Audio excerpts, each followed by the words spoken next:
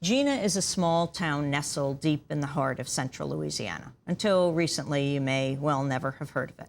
But this rural town of less than 4,000 has become a focal point in the debate around issues of race and justice in this country.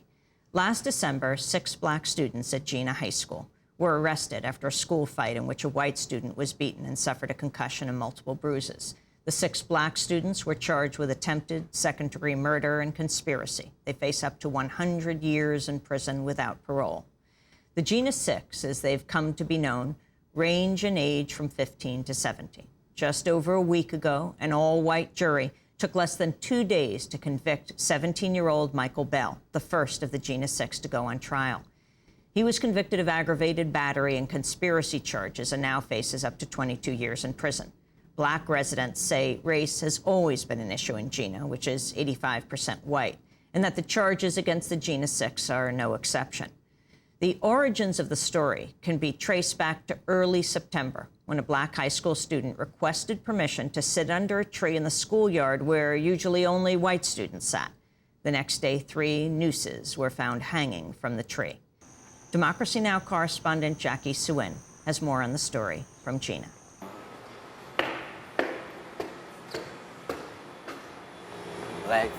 Black girls over there, black boys right here. Some black people standing right, a couple. All the band geeks right there.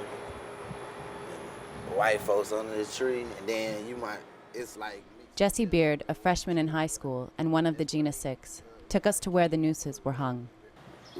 One day, believe about the first, second day, we started riding the bus, me and Robert. And we came through it, and I seen something hanging there. I told Robert, he looked at it, he's like, them nooses right there. He was getting mad, I started getting mad. By the time everybody came, they was trying to cut him down. Robert Bailey, 17 years old and a safety receiver for the school football team, is another of the Jena 6 facing life behind bars. He described his reaction to the nooses. It was early in the morning, I seen them hanging. I'm thinking the KKK, hanging nooses. They want to hang somebody. Real nooses. The ones you see on TV are the kind of nooses with.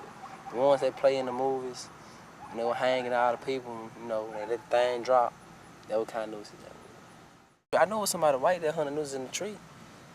I don't know what other way to put it, but, I was disappointed.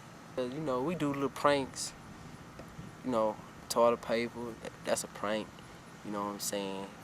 Paper all over the square. All the pranks they used to do, that's pranks. Nooses, hanging the nooses ain't no prank. The school superintendent dismissed the nooses as a prank, and after 3 days suspension, the 3 white students who hung the nooses were allowed back to school. Casepla Bailey, Robert's mother, said the school did not inform the parents of the incident. The school didn't tell me. I didn't know that it happened, so therefore I didn't call to find out what happened on that particular day. To Casepla Bailey, the meaning of the nooses was clear. It meant hatred to the other race. It meant that we're going to kill you, you're going to die. It sent a message. This is not the place for you to sit. This is not your damn tree. Do not sit here. You are to remain in your place, know your place, and stay in your place. You're out of your boundaries. And the first thing now that the sheriff department or that the chief of police want to say that, as well as the superintendent, one had nothing to do with the other. Now, come on now. Most people we spoke to in Jena's white community, however, see no connection between the students' charges and race.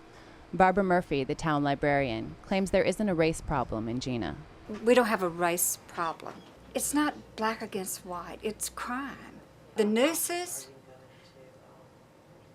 I don't even know why they were there, what they were supposed to mean. There's pranks all the time of one type or another going on. And just didn't seem to be racist to me.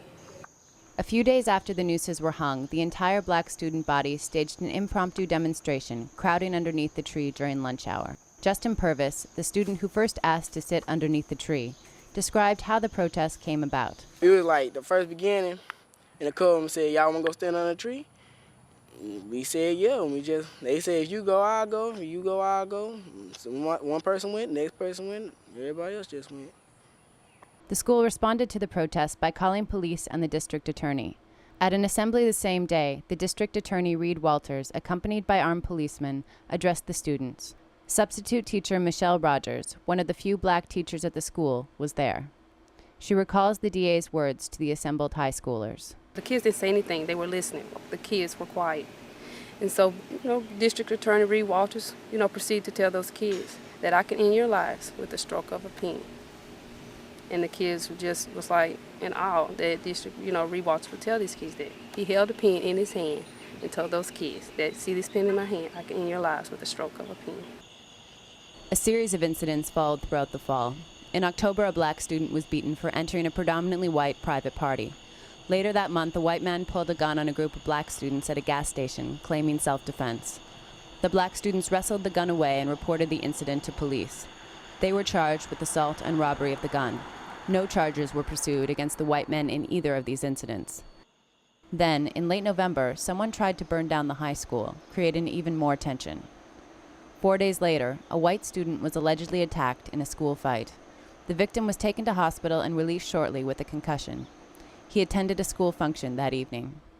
6 black students were charged with attempted second-degree murder and conspiracy to commit murder on charges that leave them facing between 20 and 100 years in jail. The defendants, ranging in age from 15 to 17, had their bonds set at between $70,000 and $138,000.